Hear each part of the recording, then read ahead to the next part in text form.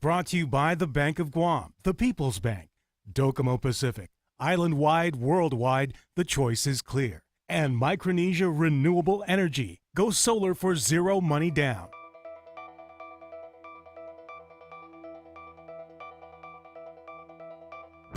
From the Pacific News Center in Hagåtña, Guam, here's Clint Rigel and Janella Carrera with Betsy Brown and Roselle Romanes.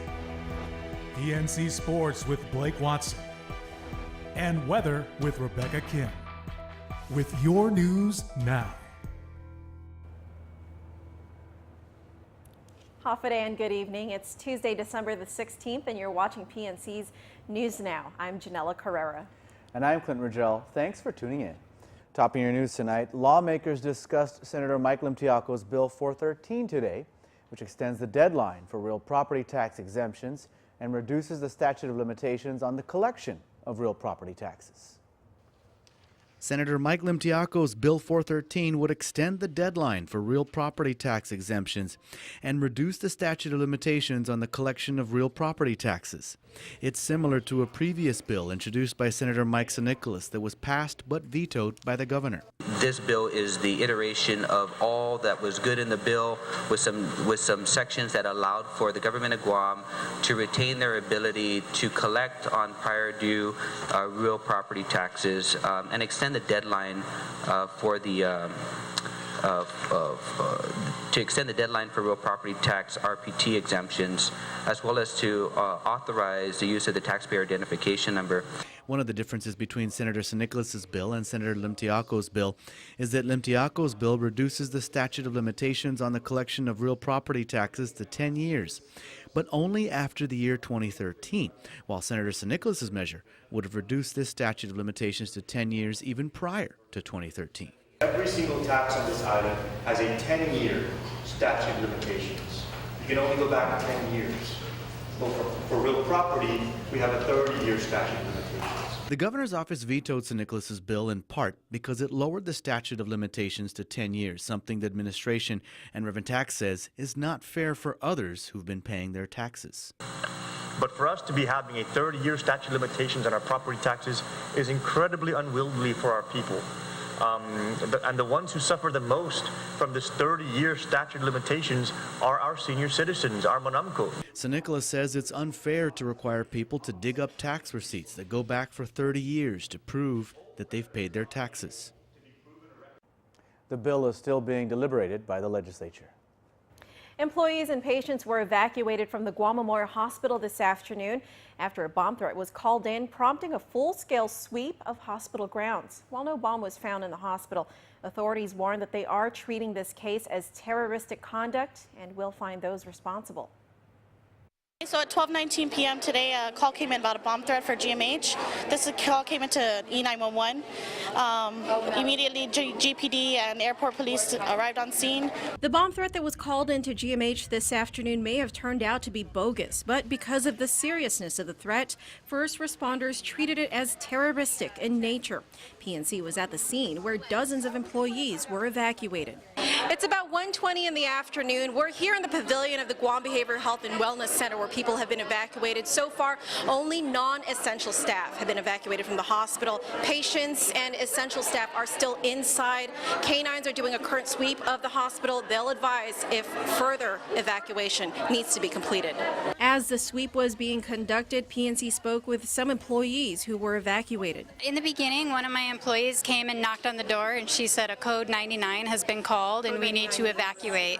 That means a bomb threat. So we gathered up everybody in the kitchen and we checked the coolers and the chillers and the locker rooms, and the cafeteria staff evacuated the cafeteria visitors. I was in CAT scan. I didn't hear the code. So how did you find out? My coworker Mel told me about it. Yeah, I was with the patient. Oh, really? Yeah, so first thing is I have to secure the doors. I told the patient that there's a code, there's a bomb threat, so we have to secure the hospital and we have to evacuate the building. Okay. Because it's the only hospital we have. I mean, I think that's pretty mean or pretty evil to do something like that. So I don't know. If it does explode, where are we going to bring what's going to happen to our only hospital at the island? Many heaved a sigh of relief as the all clear was given just over an hour later. GPD PIO Officer Paul DePau. We're at 1:40 this afternoon. They gave us the all clear, clearing the both parking lot, the roadways, and the hospital of any possible bomb threats. And any last thoughts on, anybody making a threat to a hospital, civilian hospital, the only civilian? Well, as you can see, the inconvenience that was greatly caused by this threat, and we want to warn the public that, in a sense, if you feel that this is all jokes and all for laughs, we do have active investigators. We do have the assistance of the FBI in reaching out and putting a stop to these types of threats to the community. Gamindy adds that the suspect first called 911, then asked to be transferred to GMH. Alan Agobaba will be getting a new trial on April the 1st. Agobaba was in court today to schedule what will be his second murder trial. His first trial, which was held in October, resulted in a mistrial because of a hung jury. It was widely followed as Agobaba is accused of killing his own mother for insurance benefits. The prosecution painted Agobaba as a money-hungry outcast, accusing him of staging a robbery, then bludgeoning his mother to death. But the defense argued that Shelley Bernstein's head injury was caused by an accidental fall. Her death was then accelerated, the defense says, because she was drugged up on narcotic medication. Again, jury selection is set to begin on April the 1st of next year. A pretrial conference is scheduled for March 24th. And a juror who sat through the Mateo Sardoma drug trial is going to be spending some time behind bars for violating a court order. Robert Cook pleaded guilty to contempt of court for speaking with a female inmate about the drug trial.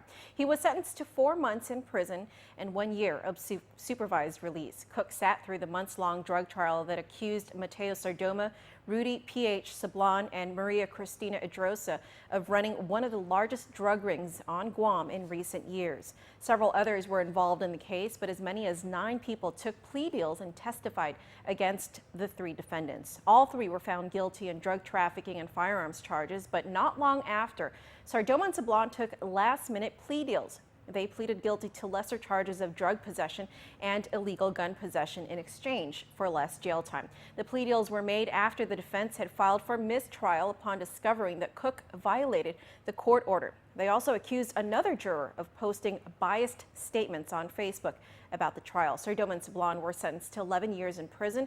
Edrosa will be sentenced tomorrow at 9:30 a.m. All right, well, let's check in with PNC's Roselle Romanes to find out what's ahead in our newscast. Hi, I'm Sil Javier from the Office of Highway Safety.